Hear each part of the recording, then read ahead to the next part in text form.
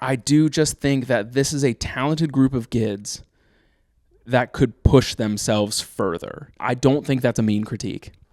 I truly don't. I think that is me rooting for them in a very realistic way.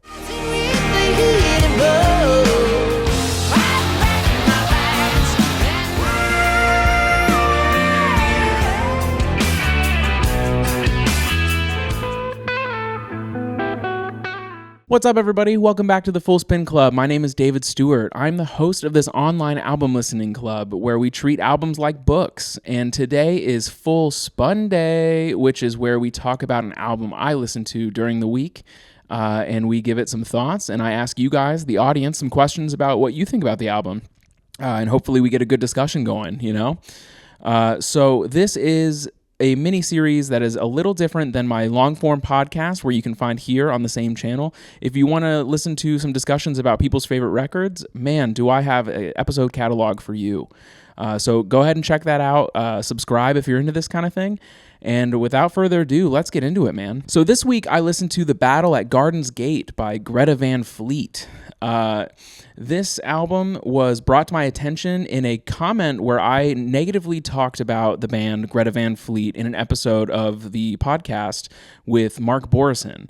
I brought them up in passing. I was saying that Closure in Moscow is the band that Greta Van Fleet wishes they could be, because Greta Van Fleet essentially gets all of their hate from people not unlike myself who think that they are a shot-for-shot remake of Led Zeppelin. And that ticked a few people off. So I decided I'd give one of the records that was brought to my attention in the comments a full listen and give it my thoughts, and we can see where we go from there. For those that are new to the show, this is very similarly built to the podcast where I have three main segments. The first segment is On a Pedestal, and that's where I talk about the highlights or things that I enjoyed throughout the record. The second segment is called Discourse, where I talk about lowlights, but also pose some questions to the fans to try and get some clarity from where I'm coming from my perspective, and hopefully we can have some kind of discussion where we land in the middle. You know, this show is not to be construed as like an album review. It's more of like my thoughts on the subject, and then I would like to interact with you guys. That's the whole point. Finally, there is On a Turntable, which is where I sort of talk about like creativity at large. On the show, I talk about the guests' creativity and what they're up to and how their favorite music influences them. In this series, it's a little different because I talk about questions that are a little bigger, and I just want to like hear people's thoughts on the creative process or what makes them love their band, what makes them, what makes me so wrong. So without further ado, let's get into it with a little tiny mini segment I like to call Liner Notes, which is the general question, why this album this week? So like I already kind of said in the intro, I chose this album because it was brought to my attention in the comments where I was kind of roasting Greta Van Fleet, and I was like, you know what? You're right, man. I should give it a very solid listen. And I will say I gave it 3 good listens, which is about 3 hours of time and like consistent effort and thought. I was walking around the house, I was cleaning, I was playing poker, I was like, doing everything I could and like really trying to listen and understand where the fans are coming from, because I have ticked at least 2 people off. And it just felt like I struck a chord with some people, and I just like wanted to capitalize and be like, you know what? All right, let's give it a go. So let's get into On a Pedestal, which is where we talk about the highlights. I usually begin this segment with like a top 3, like what are my top 3 songs on the record? And comment below if mine match or if yours are different. Tell me I'm weird. Do what you gotta do, man. My top 3 are My Way Soon, Caravel, and Weight of Dreams. Those are the 3 songs that caught my attention the most during my listens. And I say caught my attention because I would say this album is incredibly consistent. I would probably call that, I would say that's a compliment. This is a consistent album. There weren't a ton of peaks and valleys where I was like, oh, this one's a banger. Oh, this one's not. Oh, this one's a crazy banger. Oh, this one is trash. I didn't get that during this record. So I would say positive, totally consistent. I'm not going to lie to you guys. This segment is kind of tough because all of my compliments of this album end up sounding backhanded. And that might be because my voice sounds the way it does. Like, it's not lost on me that I have this sort of sarcastic timbre to my voice. I am a stand-up comedian, and I talk about that in my sets. This is me being nice, and I swear you're just going to have to take it at face value. I don't know how else to put this. And I'm not in love with the record. I'm not going to lie to you. There are highlights. There are highlights to this record. My highlights include, like, my top 3 songs are mostly my highlights. It's My Way Soon, decent. Caravel, also great, mostly because of the guitar riff. It's incredibly compelling. And then 3 is Weight of Dreams, and that song, like, it's a great closer. It's fascinating that they chose a ballad as a closer. I think that's great. I didn't put a ton of, like, research and time into, like, the narrative of this album. I imagine there is one given their influences, but I did not put a ton of time in. So if you have any idea what this album is about and would like to share in the comments, please do. That's what this forum is for. But as far as, like, compliments I have that are going to sound backhanded, I would say this album is incredibly unchallenging. And for some reason, when I say things like that, people get very upset. I don't know how to, like, positively spin unchallenging, but, like, it's easy listening, and, like, not everything has to be difficult. I'm of the opinion that, like, some of my art should be challenging, but, like, not all of it needs to be, and I totally get that. But this album, and I mean this positively, is unchallenging. It is easy to listen to, which is great because there are, like, sides of the internet in which people love listening to things that are so difficult to listen to because in some way they feel seen. That's totally fine. This is not one of those records. This record is incredibly easy to listen to, and that's not bad. And finally, my last sort of, like, compliment of the record at large is that it is, like, they're so good at having, like, really punchy moments that keep you going. I have been watching a lot of gambling content recently online, and, like, they say that, like, the reason slots are so compelling to humans is because it's, like, very, like, the variance in it is just enough to keep you engaged. And that's honestly how I feel about this record. There's, like, little variances, little guitar riffs, little bass hits that are just, like, so nice that, like, it is going to keep you engaged for a long time. And that's great. That's good. If you're looking to make music that people listen to for a long time, you're doing great. I will say, in my mind, that take doesn't feel wholly authentic because I know that their influences are Led Zeppelin, and the formula in which they're following has kind of been laid out before. So I have a hard time being like, they have a really great flow without thinking, well, of course they do, because it's kind of sounds like Led Zeppelin. And by kind of, I mean a lot. by kind of, I mean a ton. But I'm trying not to stir the pot. I'm trying to be open-minded. And but, like, I can't listen to this record without thinking, well, yeah, of course it's good because the people that made this music before were very good at making this kind of music. So with that being said, let's get into the second segment, Discourse, where we talk about the lowlights as well as some of the questions I have for the fans of this band, because I am trying to understand where my blind spots are. I'm coming to this wondering what I'm missing, or if I'm too, like, Ebenezer Scrooge-y. Okay, maybe not Ebenezer Scrooge, whether I'm, like, too much of, like, a hipster. I'm just trying to understand where critiques of this band fall flat, because they definitely do. There's, like, a certain sect of people out there that seem to, like, absolutely value this band so highly that when you mention they sound like Led Zeppelin, they absolutely melt down. And I find that confusing. So let's get into it. I mentioned Weight of Dreams as one of my favorites on the record, and it is. It's a great closer. I would be remiss if I didn't mention that it reminds me a lot of Babe, I'm Gonna Leave You by Led Zeppelin. And like I said, there's a ton of comparison between this band and Led Zeppelin out there, but this one, it's almost like an interpolation. The beginning guitar licks are so similar, like, not even just in notation, but in vibe. In the way that they are put across to us, the listener, boy, those songs are similar, and I can't unhear it. It's like, yes, of course, Weight of Dreams is good because Babe, I'm Gonna Leave You is good.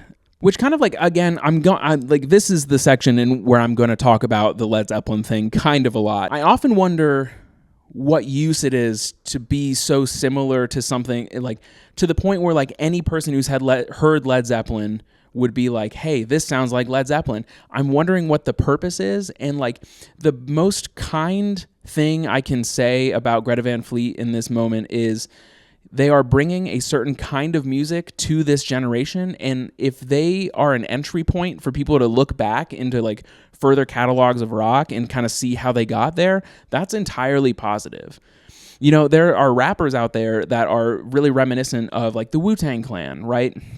And if you're like, well, if you like this, you should look back and see where they came from, because then you get a whole breadth of history of how that band got there. That's the most positive way I can imagine being like, it's okay that they sound exactly like Led Zeppelin. There's a lot of people out there that question, why is it so bad to sound like something that came before? And my general response to that is, I don't think that it's necessarily a bad thing to like take what you love from an artist and then bring it forward into the next generation, like put your little spin on it. And so my critique at large of Greta Van Fleet, and I'll stand by this, is that they aren't doing enough to push it forward. And if I were to look back at myself and kind of like try to find some blind spots here, like, yes, I could be impatient about like them pushing the genre forward. Like, is it actually a shot-for-shot remake of Led Zeppelin? No, of course not. They'd be sued forever. But the similarities are so striking that to me, it is like Mr. Pibb and Dr. Pepper, or Coke and Pepsi. There are diehards out there that will insist that Pepsi is just as good as, if not better than, Coke. But they are both cola. And that's how I feel about this band. You are more than welcome to choose Pepsi over Coke. You're more than welcome to choose Coke over Pepsi. But they are ultimately the same. And any diehard fan of either of those things that cannot admit that, I wonder who hurt you. You know? So my bottom three of the record, while we're talking about it, is Light My Love, probably because it's just been overdone. I remember hearing that like as like a TikTok sound forever ago, and I was like, okay, like, and it was always like really basic creators making that kind of thing. Broken Bells and Tears of Rain are a little slower and a little more ballady than I'd like to be. That's just it. That's my opinion. And it's like, I honestly don't have like a ton outside of that. They were just the lowlights. Comment if you agree, disagree, tell me I'm wrong. You know, people have not hesitated to do that recently. So that brings me to our final segment on a turntable, where I'm going to pose a few more of these questions surrounding what's so wrong about being like Led Zeppelin, or what's so right about being like Led Zeppelin. And I'm going to go back to like a point I made a little earlier where I was like, I would like my art and music to be more challenging. That's typically my taste. When I'm watching movies, I don't like action movies because they're really easy, and I like to watch things that are difficult or make me think. I recognize I might be in the minority there. So my question to you, the audience, is what is it that gasses you up most? Or like, how do you consume media? Because I'm so on an island in my own head a lot of the times. Maybe I'm missing like a complete sector of like music enjoyers where they're simply listening for vibes alone, and they're just grateful to have something new that sounds like something they like.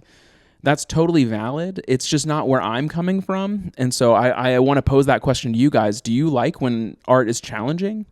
Feels like something that, like, again, I could be alone. So please comment below. Do you like it? I don't necessarily find them challenging. I do not find Greta Van Fleet challenging. And so for their fans, why? My second point that I've been thinking about while listening to this record so many times is like, I wonder if it is my personal impatience that makes this hard to listen to. So like, someone in the comments did make a point that they're like, okay, so and they mentioned this album by name, where like, this is a huge leap from their first couple of records that are a little more Led Zeppelin sounding. And to that, I say, yes, this is different, and it is like a little further away from the Led Zeppelin thing, but not enough. It's not far enough away to where I'm like, woohoo, they did it. I guess I'm just impatient with the growth there, which probably isn't fair. I won't lie to you. It's probably not fair. So I guess what I want to pose to you, the audience, is it fair of us to want more out of artists? So along that same line, my final question that I was asking myself a bunch while listening to this was, when did pushing talented people to stretch themselves become like a vilified thing? because ultimately that is like the thesis statement of what I think about this band, is that they are incredibly talented. They know what they're doing in the studio. They know how to play their instruments. They know how to sing, but I want them to be more. And that, like, I got such pushback to that sentiment. When did we start considering that kind of critique like mean? We're like, just let them live. Because I think if you've watched any sports movie or like any 30 for 30 on ESPN or anything like that, there's always like the coach involved where they are pushing a clearly talented person to be better. And I'm sure for that player who just wants to be enough, it is like really difficult to hear. But from the perspective of the person coaching them, they know they can do more. They know they have more in there. And I don't want to be like, this is J.K. Simmons in Whiplash, because that guy was a sociopath. I don't want to be compared to that. But I do just think that this is a talented group of kids that could push themselves further. And I'm going to go ahead and stand by that sentiment, because I think that everyone should be pushed a little harder. And I don't even mean this in a vilified way. I'm not telling this band to record until they puke. Like, I'm just trying to imagine Coach Boone in Remember the Titans being like, remember when he wanted to push Petey? I could just be showing my age about that movie, but like, he was pushing Petey because he knew Petey could be better. He did that because he saw something in Petey and was like, you need to work harder so that you can achieve what I know you can achieve, which is the frustration I feel with this band in general. I don't think that's a mean critique. I truly don't. I think that is me rooting for them in a very realistic way. So, I mean, let me know if I'm wrong, if that's too harsh of a critique, or surrounding that critique, I got told that I'm not doing enough, and so I don't know. I don't know. My point being, I think this is a great band. I do. I think they're a good band, but I want them to be more than they are. I reached out to my Instagram following before recording this, and I got a lot of the same critiques, and maybe I'm just in a bubble. And that's really what this episode is about. I'm trying to expand my horizons. I'm trying to understand the people outside of my own bubble. So if you have comments, please leave them below, and try to keep it nice.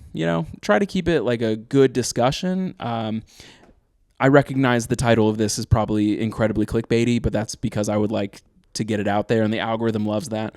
So give me your thoughts, man. What do you think a fair rating of this album is? What do you think the discourse surrounding this band should be? What's a good way to approach this band? Because I'm at a loss. I'll be honest with you guys. So tell me what you think. If you liked this, please give it a like, give it a comment, subscribe to the channel. I'll be doing more of these every week. And until then, catch you in the next one. Peace out.